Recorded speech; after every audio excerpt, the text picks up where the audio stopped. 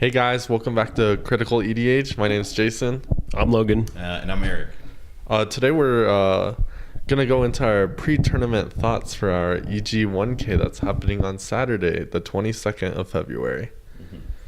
I guess we're all gonna probably play decks that we're pretty used to playing, or are you gonna play something interesting? I'm gonna play Kinnan. It's gonna be like the third week of Kinnan. Maybe I'll just stick for it for the whole month. That's so crazy. I'm also playing Kinnan. I think I've seen a lot less success on it than you have, but I'm definitely trying to use this tournament to kind of slingshot into Fishbowl, just to get as much practice on the fundamentals as I can. What about you? What are you going to be playing? I'm not 100% sure. I like to make last minute decisions, so I have quite a few options, but one of them was Kinnan. I haven't gotten any practice on that, so that's pretty unlikely at this point. But I think I might play Wrong Sai, and I feel pretty comfortable on the deck and the style of decks, so it seems okay. And Holden Pryor just took down his local tournament with that exact list, and we were talking to him about that in another video that may or may not come before or after this one. But who knows? Not me. We'll see. So you're trying to go 3 for 3 on local tournament wins with Kinnan? Ooh, we'll see. Are you gonna punt again? I just started playing the deck, so I'm not really particularly in the know-how of all the minute details, but we'll try to make it work. So before a tournament like this, it's a deck that you maybe don't have as much experience on as your staple deck, but it is a deck you're still pretty familiar with. I mean, Kinnan's a pretty consistent staple in the format. For sure. Do you feel like you're spending your time gold fishing? Do you want to get as many practice games in as you can? Or are you just focused on, I want 8 hours of sleep, I want to be as hydrated as possible? Do you feel like you're leaning more one way towards the other? He's super young. There's no way he's getting 8 hours. He's probably a 6-hour guy. No, actually I'm a 9-hour. Are you really? Or I try to. Oh my goodness. If it's a school day though, I'll get 6 hours of sleep, unfortunately. Yeah. Okay. Yeah. But I think tonight we're gonna do a little 8-hour sleep, shower right before bed, instantly sleep. Wake up, drink 16 ounces of water, and then start my day off with some eggs. Oh, nice. Okay. Heck yeah. I thought we were getting breakfast. I guess that's not the case. Oh, yeah. We're gonna do a carb vlog or something. Okay. Okay. Where do you want to go? I don't know. We'll figure it out. Sure. Yeah, I always have a hard time eating the morning of tournaments because I'm all nerves. But I think one area that I'm really different than you guys is once the tournament starts, I'm snacking constantly, which is the opposite of you guys, I think. Yeah, I'd agree. I think I try to get a big breakfast in before the tournament. That way I just ride it out. All right, so yeah, I think I'm maybe alone in that I'll eat something in the morning. It doesn't have to be a big breakfast, but then throughout the tournament, I'm just drinking water or whatever I have in front of me, and then that's it. I cannot eat. As soon as I eat, I shut down. That's super interesting. I went through an entire 12-pack of cinnamon brown sugar Pop-Tarts at Snowy Summit. That's wild. With the exception of a few packs I gave to the judges. Yeah, you were kind of handing them out. Or at the charity tournament, I went through an entire thing of Thompson bagels. I will eat 6 meals worth of bread in one shape or another. Tournaments are way cheaper to attend if you don't eat during them. Yeah, they are. Yeah. I don't know what that says about you, but yeah, I don't know. For me, it's just I can't eat because that's almost conceding to life, and I've given up and I don't have anything else to do. That's fascinating. So I kind of got to keep my head in the game, and I feel like being hungry or just focused on whatever I'm doing it keeps me alert and attentive, I guess. I'm super curious to hear how you guys kind of found yourselves in this kind of tournament rhythm, because I think the way I found out, I was joking with Jason beforehand, is I get hangry so bad, and I found myself in round 3 or 4 being the most aggressive politicker you have ever seen, because I needed to get out of that game so bad. And so I'm like a walking Snickers commercial. I'm just not me when I'm hungry. I don't know. What do you have to say about that? I just try to drink water in the downtime of the game. So I just I keep drinking. I'm pass party. God guys, I can't cast a counterspell. I'm too busy slurping this water.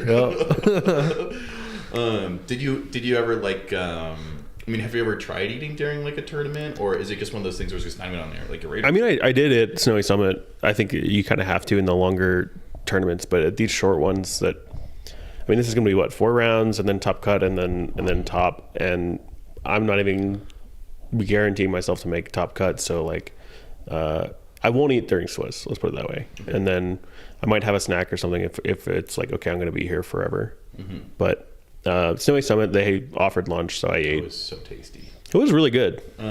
What it is? So that's kind of like, you know, like checking in physically over the course of the whole tournament. Mm-hmm. What are you guys kind of doing like between rounds? Like, do you guys like? I know some people like kind of sitting at the table, kind of like debriefing the game with the players. Some people, you know, like running to their cars and just they don't want to like interact with anyone in between rounds. They want to stay like totally dialed in. Like, what's that like for you guys? What like, you know, let's say between round 1 and round 2, what do you see yourself doing for that 10-15 minutes to stay recharged? Bro, my rounds go to time. I don't know what you mean between rounds. Usually if I have a little bit of downtime, I'll go spectate some pods, you know, see what's happening. That way I can mentally prepare myself for any odd decks that are at the tournament. Yeah, that's super fair. I think I try not to talk too much Magic, because even if at my skill level, I'm definitely never guaranteed to make top cut. But even if I don't, I'm gonna be kind of mentally pushing the edge of like my attention span. So I try to bring some headphones and listen to a little music. But there's always at least 1 or 2 decks that are just coming at you super sideways, and I always try to feel out, you know, talk to either the opponent or the pilot and say, what's going on? What the heck is this deck? I'm either trying to keep things neutral information-wise and to use the Magic the Gathering card. I'm trying not to muddle the mixture of information that's coming into my brain. So talking with the players, especially the pod that just ended, I don't really have shit to say to them. It's like we either lost or we won. It's pretty clear what happened, unless there's some crazy interaction or something like that. Not to disrespect my opponents, but I think at this point it's like I don't need to say, well, if I had another turn I could have done this or that, or you know, whatever. It's like any deck should be poised to win at any point, and sometimes you just don't have it, or you don't have the tools required to win or convert. So I don't think it's that. I don't want to focus on those aspects and take that information in or use that to like cloud what I have to think about going into the next round. Yeah. What about you, Jason? Yeah, I don't want to spend my energy in between rounds just thinking back on the game I just lost or won, right? Something I need to do in between rounds is just look forward to the next game, right? I have to mentally prepare for winning the next game. So I don't want to waste my energy on just, oh, I punted this, I punted that, right? Yeah, those are conversations for the ride home. Yeah. Kind of speaking of energy management, in like in a 4-round like cut to top, it's 100% possible to like lose the first 2 games, win the second 2 games, then make it. How do you guys kind of like mid-tournament kind of like reboot or like rally your energy if you had a rough start but you're still trying to make it to the end? Because that could be a really rough place. He's not a good person to ask. He wins all his rounds. I'll take this question for my personal experience with that. Yeah, I mean, I think that like winning or losing the first 2 rounds, I kind of joked about this in another video, but it's like, I think Jason and I were talking about it. I was like, what if you punt the first 2 rounds and then you're matched against technically worse opponents and then you can win those games? I think there's always an opportunity to convert or flip the odds. And then even if you're down 0-3 and then you only have 1 more round, it's like, I'm going to play. Like I want to play. I want to be in that tournament setting, and who knows what's going to happen. I doubt I'd make top cut at that point, but I think it's important to try to get that tournament experience and try to take something positive away from it. I try not to get too down about like losing a game or something like that, because in reality, your expected win rate's like 25%. So, any thoughts to add to that? I guess I should share on this experience I had last year. Shout out to Iron Lion in the Colorado Springs. I think it was the tournament during June. Is this the 5K? June or July? No. Okay. It was like a a little like filler up to their main event. Okay. Right. It was a 2K, and I started 0-2, 0-2, baby. And after the second round, there's a lunch round, right? So. Yeah. I just had to mentally prepare myself, right? You know, if I lose the next round, whatever, right? I'll just go home. And if I win my next round, I'll just keep playing, right? And I just had a talk with a couple friends, right, at the Del Taco across the street. Yeah. And where all good decisions are made. Yep. Yeah. And we're just like, I'm just thinking back on my 2 games, right? Because there's like 50 minutes till the next round, and I've been just punting all day, so I just need to relax a little. Just, I think I play better when I'm relaxed and can make these hard decisions in game. And turns out I made top 4 later that day. yeah. So You have a couple Del burritos in you and you're good. I think what's most interesting about that story is just how far Jason had to dig back to when he went 0-2, because he just said that was in June and he couldn't even remember the date or the tournament. So that's like what, 8 months ago. Anyway, yeah, I'm just joking. But yeah. I do I can really, an element of that story I think I can really sympathize with is there, in the same way that you can have positive momentum, you can go on a winning streak, there absolutely is negative momentum when you're on a losing streak, and it can be really hard for the nerves not to start getting to you. I mean, I've definitely been in situations where, if you lose the first 2 games, before that third game even starts, sometimes it feels like you've already lost, and it can be really hard to take a deep breath, take a step back, and just do whatever you can to kind of calm your nerves. You said you talked to a friend. Some people, maybe they just need to listen to a song or 2 or take a walk kind of out in the parking lot. But I think you communicating that really reminds me of the importance of doing whatever it takes to be able to take each game on its own terms. yeah, and I think not having expectations going into a game or going into a tournament, I think we're all good enough players where we feel confident that we can win games at this point. So we're not really worried about that. But I don't expect to win games tomorrow. I expect to play Magic, and that's kind of where my expectations stop. Jason doesn't think that way.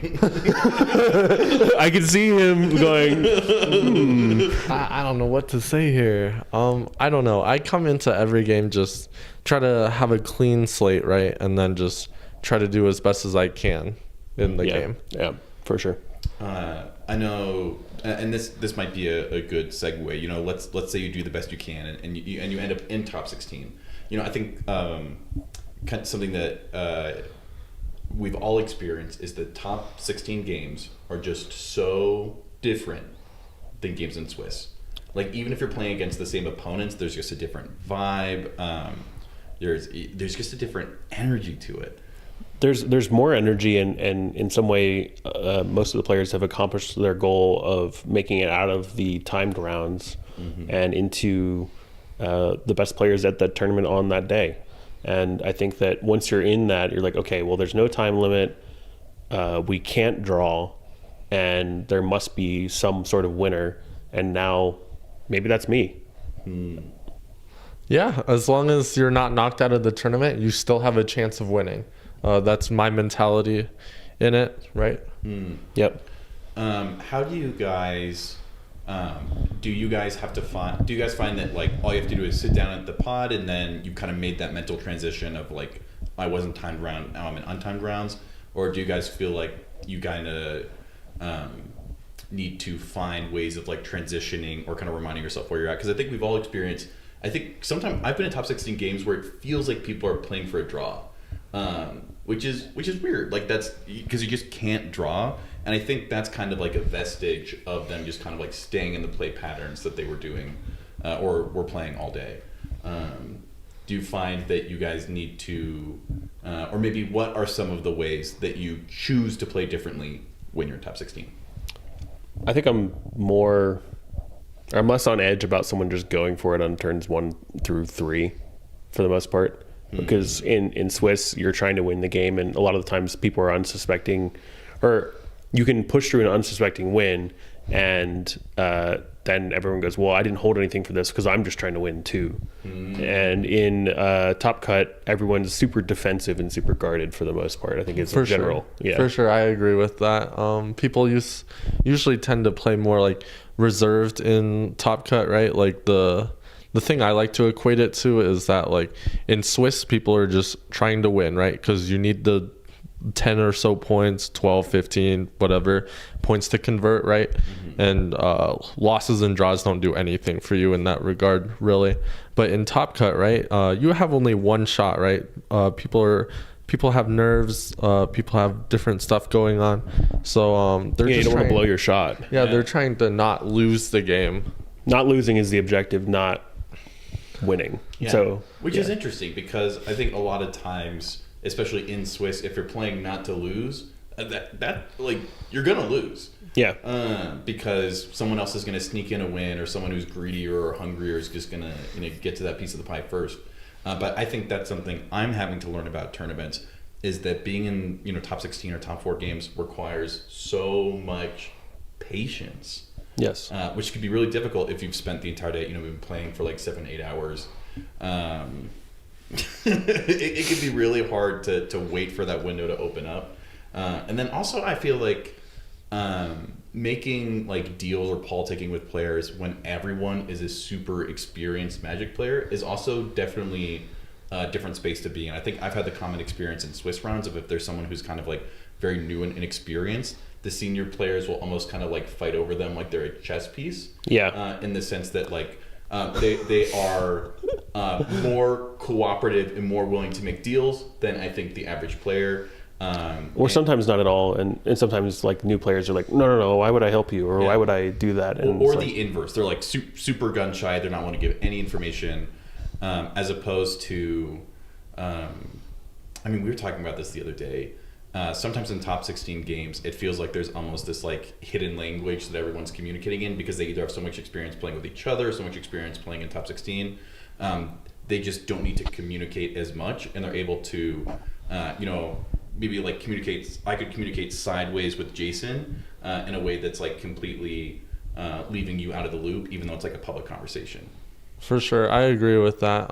Some players I'm able to just like talk with them directly almost, because I know them, I played with them, right? So like we can kind of get hidden messages behind what we're actually saying, and then the other players might not catch on to it.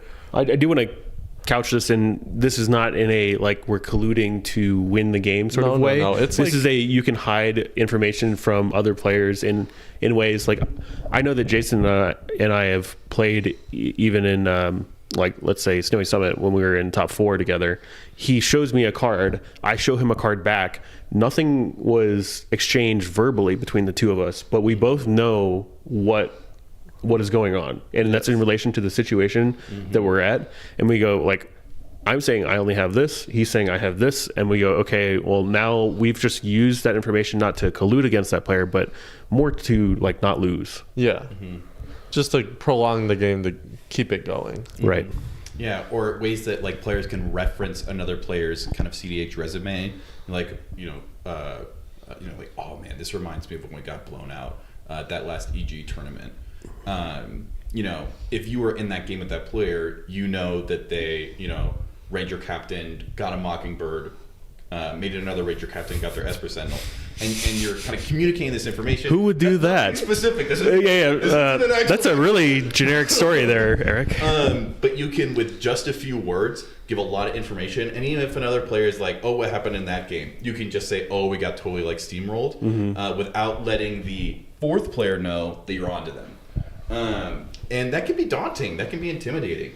How would you guys encourage a player who's trying to take the next step in their like political or social game in cEDH, but they're daunted by the aspect that like, oh, all these players are super, super good, and maybe this is my first time in top 16, or I just don't know how to like communicate with the table?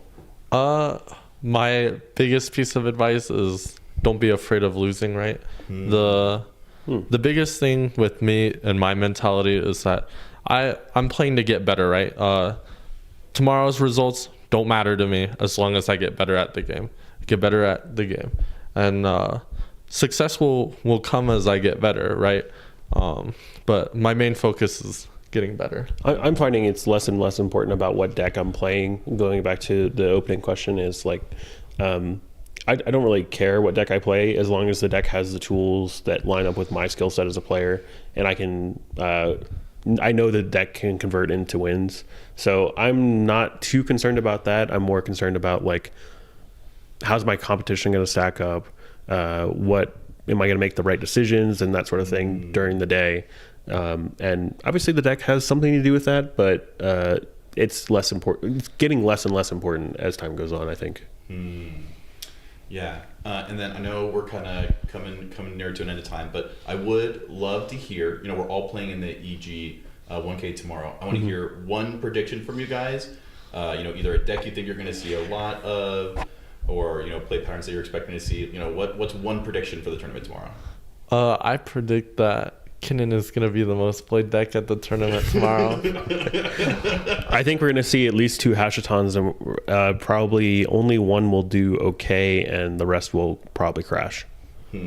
Crash a ton. I am predicting that over 75% of the pods in the first round are going to go to a draw. 75%. I think I'm saying over 75%. 3/4. 3/4. 75 cents worth of pods. Wow. That's our prediction. Okay. I'll bet it's under 30%. Interesting. Really? Yeah.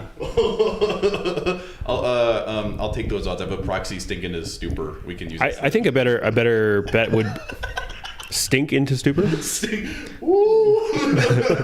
Till the room stinks. No, I think that. I think a better bet would be how many rounds are going to go to time, and how many pods are going to go to time, because that's where I'm seeing things shift. Not necessarily more draws, which obviously we're having more draws since the bans, but I'm seeing a lot more pods go to time, and that's when the win attempts actually start, is when you're at time. Yeah, that makes sense. Yeah. People are waiting as long as possible to make a win attempt. It looks like tomorrow could be a really long day. If we're going to have 4 rounds, we're starting at 11, something like that. But what are things that cEDH, critical EDH viewers can look forward to in the weeks to come? A tournament report of this tournament tomorrow. No matter how bad we do. Yep. Good. Win, lose, or draw, we'll be here talking about it. Ooh, content, right? We got to content farm somehow. I think that I'm going to focus on maybe having some at the tournament content, and try to find a way to do that sort of cleanly, but also participate in the tournament. So maybe look for some videos there. And then next week, we got a pretty hard week again, moving into Fishbowl. I know Jason's not going, but unfortunately, he's going to be there helping us practice at least. So we got a busy schedule, but a lot of tournaments to look forward to, and I think a lot of good events going on. Well, huge thank you to our viewers. Huge thank you for... I don't know if you guys know this, but Logan handles a huge part of the technical side of things.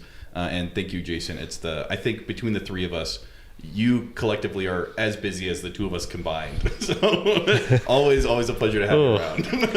He provides the technical aspect and the tournament stuff. I do the behind the scenes stuff. Eric provides the color. Yeah. No, I'm just kidding. Eric's a great player. I'm just messing with you, man. But I think that's about all from us. Hopefully you can see some good reports from us on this tournament, and we have a couple of videos upcoming, and join our Patreon to get some early access to those videos. I know a lot of them are very long, but hopefully that's okay. Yeah. So, anything else? Like and subscribe. Yeah. Oh, that's his job. That's what we pay him for. Channel first. All right, see you guys. Have a good one, guys.